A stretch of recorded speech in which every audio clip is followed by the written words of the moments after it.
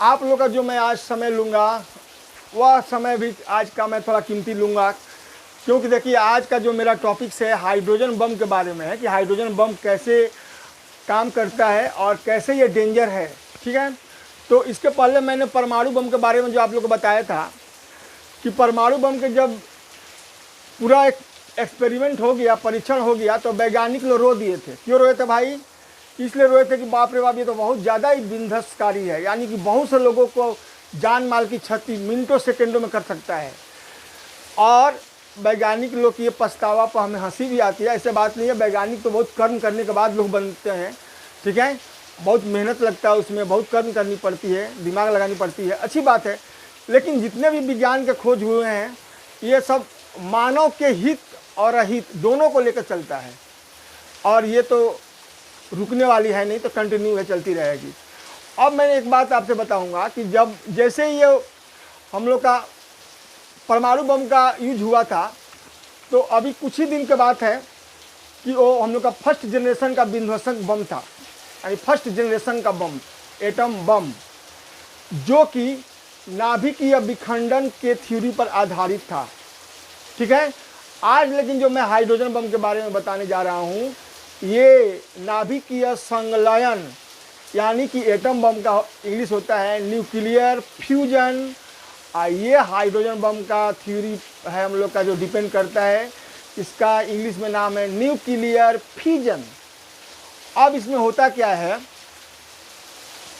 कि इसमें छोटे छोटे नाभिक मिल करके, सुनिए खूब ध्यान से, छोटे छोटे नाभिक, दो या दो से अधिक छोटे छोटे नाभिक मिल करके एक बड़ा नाभिक यानी ह्यूज न्यूक्लियस का निर्माण करते हैं।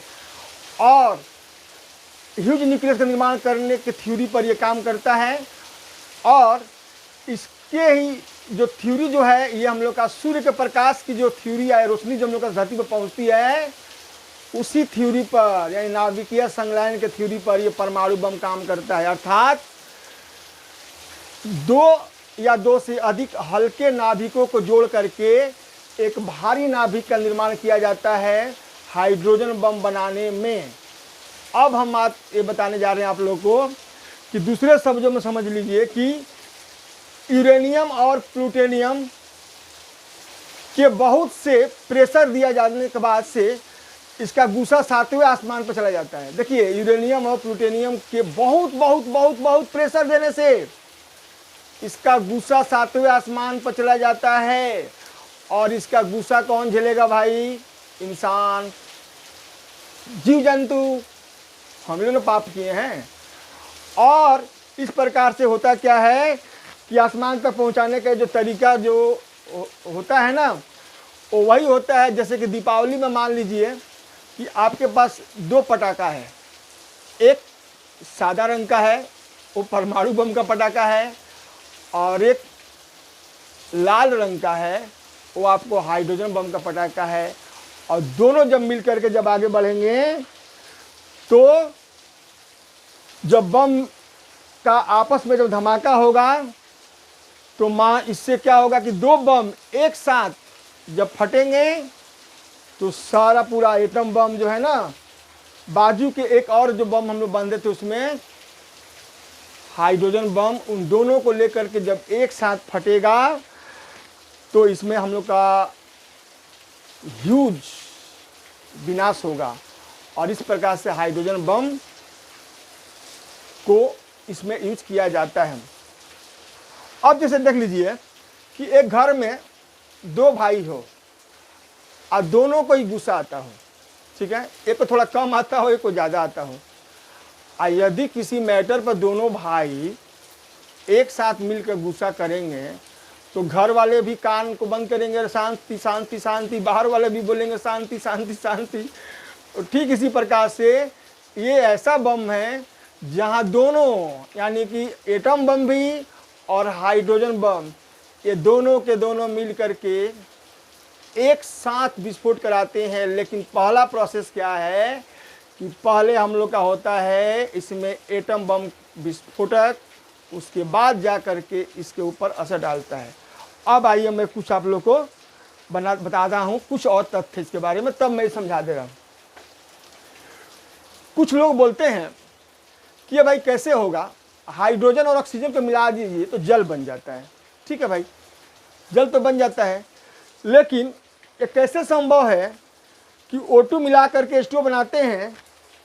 ठीक है, तो समझिए ऐसे कि जैसे हम लोग का गेहूं है, गेहूं को पीस दीजिए, आटा मिलेगा, मैदा मिलेगा, चोकर मिलेगा। ठीक इसी प्रकार से एलिमेंट्स यानी तत्वों के भी आइसोटोप्स होते हैं। और आइसोटोप्स को शायद आप लोग समझते होंगे, इसका हिंदी होता है समस्थानिक, जिसमें कि हाइड्रोजन के समस्थानिक, हाइड्रोजन में सिंपल हाइड्रोजन जिसको हम लोग बोलते हैं 1H1, ड्यूटेरियम 1H2, ट्रीटेरियम 1H3, ये होता है। उसी प्रकार से हम लोग का एक गेहूं से आटा, चोकर, मैदा हम लोग निकालते हैं, उसी प्रकार से यहाँ भी हम लोग निकालते हैं। अब थोड़ा सा आ जाइए, हम यहाँ पर जो बात करने जा रहे हैं, देखिए ये जो पूरा का पूरा जो आप लोग डायग्राम देख रहे हैं ना, तो मिलाइए, समझिए, ये हाई एक्सप्लोसिव लेंस होता है, ये लेंस है। ये यूरेनियम, जानते हैं ना कि हम लोग का यूरेनियम क्या है, रेडियो एक्टिव एलिमेंट, जिसका ये 238 क्या है, मास नंबर यानी मात्रा संख्या है। ये वैक्यूम, ये जगह छोड़ा जा रहा है। ये ट्रीटेनियम यानी ट्रीटियम यानी बूस्ट गैस, ट्रीटियम समझ में आया, 1H1, 1H2, 1H3, तो यहाँ 1H3 ट्रीटियम है, जो कि हाई बूस्ट, किसका, यानी कि गैस का बूस्ट करता है। बूस्ट समझता है ना कि बल देता है, बल देना। और ये देखिए पूरा रेडिएशन फील्ड, ये पूरा पार्ट जो आप लोग देख रहे हैं, ये पॉलीएस्ट्रीन फोम है। पॉलीएस्ट्रीन फोम का मतलब है ये पूरा का पूरा इसमें रेडिएशन भरा जाता है, और ये एक्सप्लोजिव यानी जो विस्फोट होता है रेडिएशन, उसको और ज़्यादा फायरिंग करता है वार हेड के रूप में, यानी कि उसमें और ज़्यादा आग जलाने का काम करता है। ये कौन सा रेडिएशन फील्ड यानी पॉलीएस्ट्रीन फोम। और ये फिर हम लोग का आ गया यूरेनियम, मिलाइए, यूरेनियम, यूरेनियम, यहाँ देखिए लिथियम 6 यानी फ्यूजन फ्यूल है। फ्यूजन माने समझते हैं आप लोग, विखंडन, फ्यूल माने ईंधन। और ये देखिए plutonium, spark plug, spark plug, इसको सुना होगा ना, बिजली में स्पार्क हो गया, यानी जहां हाई वोल्टेज एक साथ आ गया और एक चमक आ गई, वो स्पार्क कहलाता है।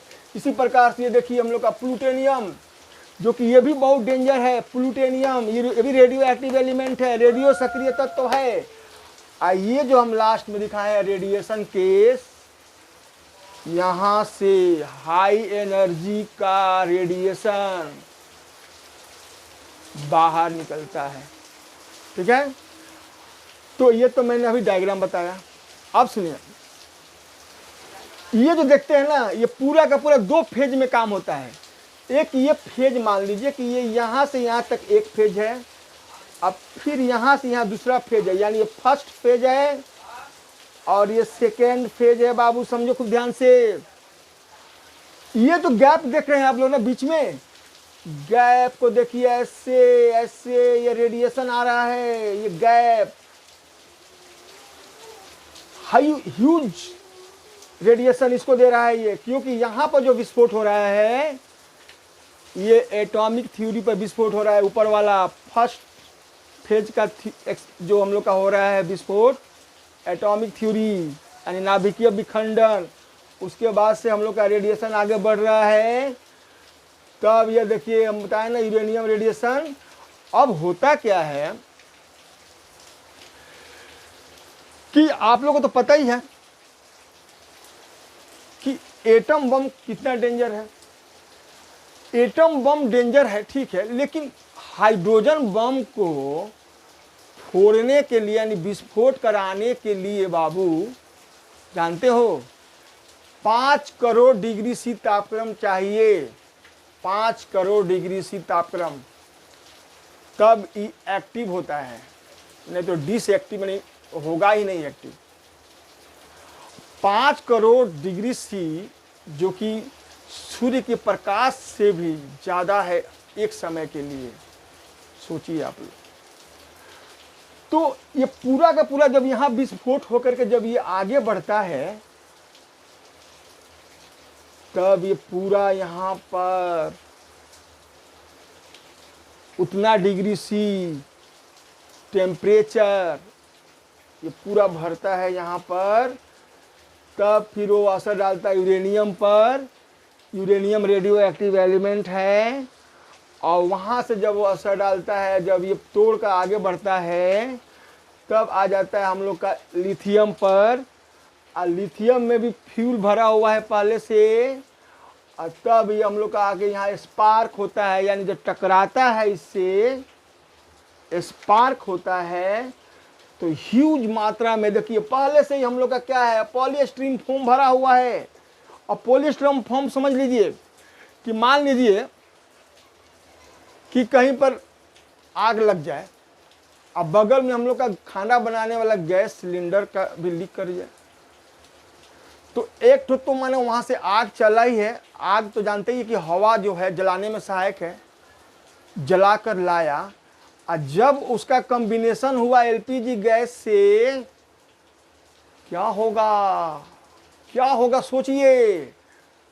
भयानक आग लगेगी, भयानक, यानी कि देखने वाले भी भागने लगेंगे, ये समझ लीजिए।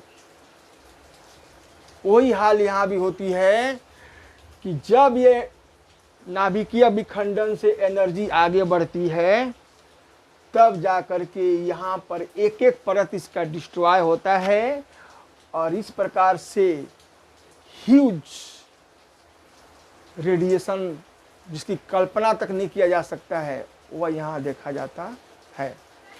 अब देखिए कुछ थ्योरी हम दिखा रहे हैं यहाँ पर। हाइड्रोजन के 4, ठीक है ना, हाइड्रोजन 4 परमाणु टूटते हैं तो हीलियम परमाणु में आते हैं।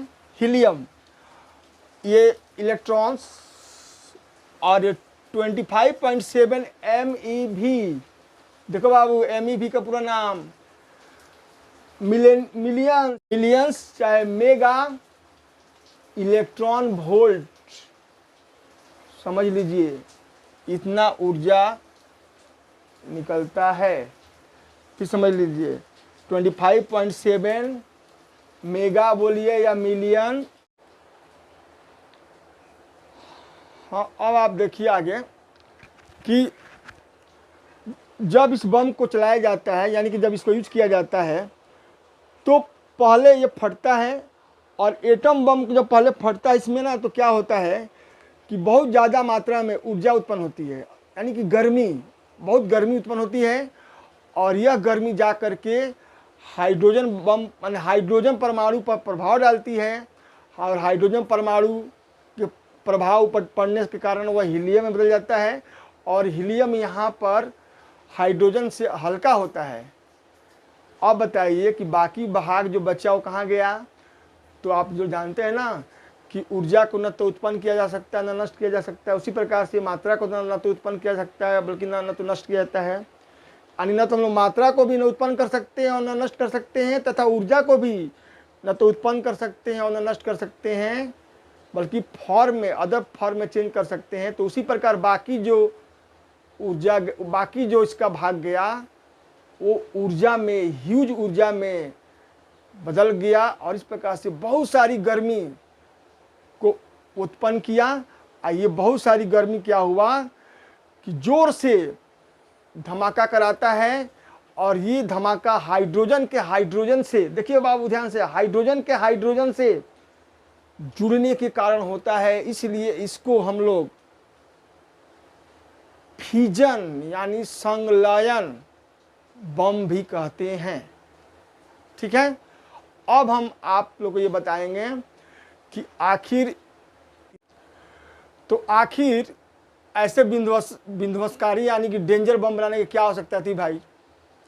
ठीक, तो सेकेंड वर्ल्ड वार खत्म होने के बाद अमेरिका और रूस में एक घमासान चलने लगा।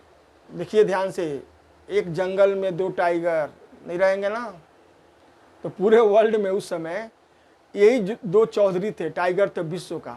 आज तो अमेरिका है, लेकिन रूस कुछ कमज़ोर हो गया, क्योंकि रसिया का पूरा नाम USSR था, जो कि 1991 में टूट गया, जिसका कुछ पार्ट मैं बता देता हूँ कि अजरबैजान, कजाकिस्तान, तुर्किस्तान और चेचन्या, ये सब उसी का पार्ट था। ठीक है, उस समय ये यूनियन सोवियत सोशलिस्ट रिपब्लिक कहलाता था, यानी सोवियत यूनियन रिपब्लिक यानी सोशलिस्ट रिपब्लिक कहलाता था। खैर अब तो रूस थोड़ा सा कमज़ोर हो गया है। तो उस समय हम आगे तो हम आगे, चल भाई सावन से भादो क्यों कम, हम लोग में कहावत है ना भोजपुरी में। एक बात देखिएगा ना कि पटीदार में यदि कोई अपना अगला पटीदार यदि दोनों पैसा वाला है और वो यदि कोई नया काम कर रहा है, वो लाया 25 लाख का गाड़ी, तो बोला हम तुमसे कम है, हम 26 लाख का लाएंगे। तो वही बात इन लोगों में। ठीक है, तो 1952 में अमेरिका इसका परीक्षण किया। एक बात याद रखो, जानते हो उस परीक्षण में कितना था इसका मात्रा? 10,000 kg TNT, याद रखोगे, TNT का यूज किया। 10,000 kg TNT हाइड्रोजन बम के टेस्टिंग में। अब सुनिए आप लोग कि TNT क्या है। TNT का पूरा नाम होता है ट्राई नाइट्रो टोल्यून। खूब ध्यान से समझोगे बाबू, ये नाइट्रोजन होता है इसमें, ठीक है, और ये विस्फोटक होता है TNT। थोड़ी मात्रा में इसको ना टिफिन बम भी बनाया जा सकता है, इसको टिफिन बम बोला जाता है। देखोगे ना कि हम लोग का देश में पहले 10 साल पहले कहीं कहीं बाजारे में धमाका हो जाता था, आतंकवादी लोग टिफिन में बम फिट करके साइकिल पर छोड़ के भाग जाता था बाजार में। ठीक है, तो इसका पूरा नाम है TNT यानी ट्राई नाइट्रोटोलिन। ठीक है, तो 10,000 kg टन TNT का बम का निरीक्षण किया। अब तो भाई रसिया सोचा कि अब हम भी नहीं छोड़ेंगे, कुछ तो करना होगा, यानी इस बात को दिल पर ले लिया। देखिए दिल पर लेना बहुत डेंजर होता है। किसी बात को मन तक ही रखिए तो ठीक होता है, दिल पर लेना मतलब मरेंगे चाहे जिएंगे, तुमसे आगे रहेंगे। तो देखो 1952 में वो किया। रूस ने क्या किया, रसिया ने, कि 1961 में 50,000, देखो 10,000 था वो ना, 50,000 kg टन TNT का टेस्ट किया। और तब से दोनों में डिसबैलेंस शुरू। एक बात मैं और बताने जा रहा हूं कि एटम बम से 1000 गुना ज़्यादा खतरनाक है हाइड्रोजन बम। ये आप लोग याद रखिएगा, एक एटम बम का 1000 गुना डेंजर है। यानी कि यदि एक एटम बम 50,000 लोगों को मारता है, तो समझिए कि हाइड्रोजन बम उसका कर दीजिए और 3 जीरो बैठा दीजिए, यानी 50 लाख लोगों को मार देगा। इतना डेंजर है। अब मैं और कुछ बात इसमें बताने जाऊंगा जो कि आप लोग को जानकारी होगी इसमें, कि 1 ग्राम, देखिए TNT, 1 ग्राम TNT से, खुद ध्यान समझिएगा, 1 ग्राम TNT से 4000 जूल एनर्जी निकलता है। समझ लीजिए 4000 जूल। जानते हैं ना कि ऊर्जा की SI इकाई है जूल, और कैलोरी इकाई होता है ना, तो इतना ऊर्जा के बारे में है CGS और कैलोरी इकाई में। उसके बाद मैं और बताऊंगा कि ये जो हाइड्रोजन बम है, इसमें कितना हम लोग हाइड्रोजन रखते हैं जानते हैं आप लोग? तो इसमें हम लोग हाइड्रोजन रखते हैं 50 मेगाटन इस बम में रखा जाता है। और एक और बात सुन लीजिए, ये जब छोड़ा जाएगा धरती पर, कभी अभी तक छोड़ा नहीं गया है, तो 5 मिनट के अंदर 400 किलोमीटर तक का एरिया भयंकर आग माने अंधेरा छा जाएगा। समझिए 5 किलोमीटर के अंदर 400 किलोमीटर का एरिया पूरा अंधेरा छा जाएगा दिन में ही। इतना ये डेंजर बम है। और मैं कुछ और बात बताना चाह रहा हूँ कि देखिए 2-3 बात, एटम बम का आविष्कार किसने किया बता दिया मैंने, फिर मैंने बताया कि एटम बम में कितना हाइड्रोजन होता है अभी बता दिया, अब मैं TNT के बारे में भी बता दिया।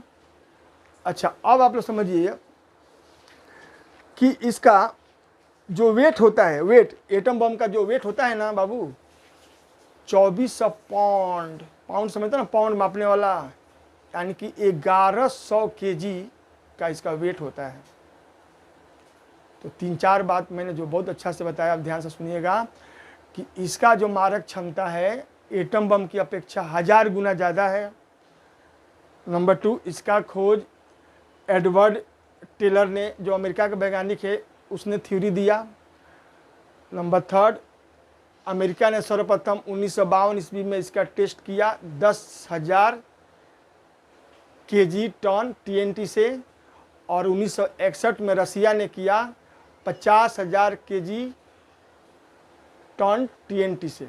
ठीक है, उसके बाद मैंने भी बता दिया ये बात, मैंने भी बताया कि एक हाइड्रोजन बम बनाने में 50 मेगाटन हाइड्रोजन के परमाणु रखे जाते हैं, और मैंने ये भी बता दिया कि एक एटम बम का जो वजन होता है वो 2400 पाउंड यानी कि 1100 kg के आसपास होता है। और मैंने ये भी बता दिया कि एक बार जब इसका यूज किया जाएगा तो 400 किलोमीटर के एरिया को 5 मिनट के अंदर पूरा नेस्तनाबूद, जहां कुछ नहीं बचेगा। ठीक है, अब मैं एक बात बताता हूं कि एक हम लोग का हिटलर पहले था पगला, उसका सन की क्या था कि वो देशों को जीतना चाहता था। एक उत्तरी अमेरिका में, सॉरी उत्तरी कोरिया में एक गेंडा है, गेंडा समझते हैं ना, नाटा मोटा एकदम लगता है, जैसे कि कहीं का ससुरा लगता है कि कहीं का जानवर टाइप का लगता है। हाँ, लगता है कि एलियंस के क्षेत्र से आया, कि हम मंगल ग्रह से। इतना बदमाश है वो किम जोंग कि वो अपने जन्मदिन पर बम खाली बनाते चलता है। तो उसको देखिए, हिटलर को सनक थी देश जीतने की, किम जोंग को सनक है हाइड्रोजन बम बनाते जाने की, और बना भी लिया है। इतना डेंजर है वो पगला, इतना डेंजर है कि वहाँ का अभी भी 60% आबादी भूखों मरता है। देखे हैं ना, जूठा पत्तल वो लोग खाता है, जो लोग जूठा खाना फेंक देता है रोड पर, उसको उसका वहाँ के लोग खाते हैं। लेकिन उसका दिमाग में क्या चढ़ा है, बम बम बम, जब भी बर्थडे होगा बम। जो अपना चाचा को पता है ना 60 कुत्ता के पिंजरा में फेंक दिया, उसके बाद उसका जो एक स्टाफ था मिनिस्टर, वो मीटिंग में सो गया, सोने से उसको गोली मार दिया। कितना डेंजर ये ना बदमाश, मतलब ये इंसान है कि पता नहीं क्या है, ये पगला किम जोंग जिसका नाम है, उसको भी अपने जन्मदिन पर ये शौक है कि हम बम बम बम बनाते जाएं। अरे बम बनाकर क्या करेगा? हाँ, एक बार तो उसको सनक हो गया था कि मार दिया जाए बम में, तो उसका अधिकारी लोग बोला कि अरे तुम मारोगे यदि बम। तब किम जोंग को मालूम चला कि यदि आप, उसके स्टाफ ने बताया कि आप यदि किसी के ऊपर ये बम फेंकिएगा, यानी उसका ज़्यादा लड़ाई दक्षिणी कोरिया से होता है, जैसे हम लोग का चाइना इंडिया, पाकिस्तान इंडिया, वैसे वहाँ पर उन लोग का दुश्मनी है, तो वो भी तो आपके ऊपर बम मार देगा, तो आपका भी तो शान शौकत खत्म हो जाएगा। ये इतना बदमाश है वो कि उसका जन्मदिन पर कोई जन्मदिन दूसरा कोई मनाएगा नहीं। उसके घर में शादी होगा ससुरा का, तो कोई दूसरा आदमी शादी नहीं करेगा। और वहाँ विदेशी लोग कोई जाएगा तो गाइड रखना पड़ेगा, यानी सिंगल नहीं और लैपटॉप मोबाइल नहीं ले जाना होगा। उसके बाद से वहाँ के लोग को नेट भी है जो है वो दुनिया से नहीं जोड़ने देता है। आज जो धरती पर एक तरह का वो हिटलर ही है, उसका नाम दिया जाए सेकेंड हिटलर। जैसे इसका नाम दिया गया ना सेकेंड जनरेशन का बम, वैसे उसका भी हम नाम देते हैं सेकेंड हिटलर। पता नहीं कब उसको सद्बुद्धि दे ईश्वर। और इस प्रकार से ये जो मैंने जानकारी दी आप लोगों को, तो इससे हमको उम्मीद है कि आप लोगों को बहुत से फ़ायदा होगा। और एक और मैं वीडियो बनाऊंगा परमाणु बम और हाइड्रोजन बम में क्या डिफरेंस है। ठीक है, तब तक अपना ख्याल रखिएगा। Thank you.